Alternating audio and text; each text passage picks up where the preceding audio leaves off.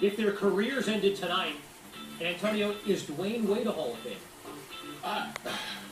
I think he is. I think he's proven that he is one of the best players, not only in this league, but he has been since he's been playing. If I had a vote, I would vote yes, he is. But I think he can solidify it by continuously getting better. And right now, he's not showing that his numbers are going to improve or he's going to get better. I'm kind of worried about the state of his health and the impact that he's having on the games that he's playing right now. I would have added him to the lock list myself. Yeah. I think you look at what he's already done. Two titles, one of those a Finals MVP, and one of the best Finals performances that we've ever seen in that Finals against Dallas. Won another one last year with LeBron, obviously, but then 25 points per game in the playoffs throughout the course of his career, and in addition to the other accolades, the All-Stars and everything, first team All-NBAs and all of those things thrown in there. I think Dwayne Wade is a Hall of Fame. A member of that dynamic class of 2003, a group that includes Carmelo Anthony, who is having an MVP caliber season this year with the Knicks. But Antonio, if his career ended tonight, is Carmelo Anthony a Hall of Famer? If it ended tonight, no.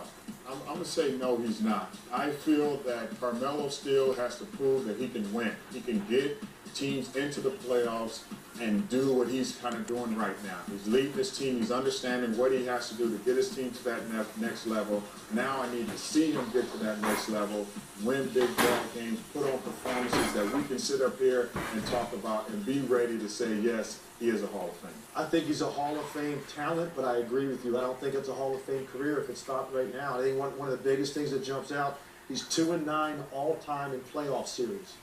That speaks directly, to you as the leader of your team, and also he drops off from a 45% shooter in the regular season to a 40% shooter in the postseason, even though his scoring average is the same.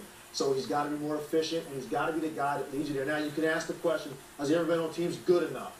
And that's the thing that's always going to hammer guys that haven't done it. But I think he's been around enough talent that he should have a better playoff record than what he has. And I think this is a really big year for Carmelo Anthony if he wants to start to cement himself on these lists. When you start to say no question, he's going to be there.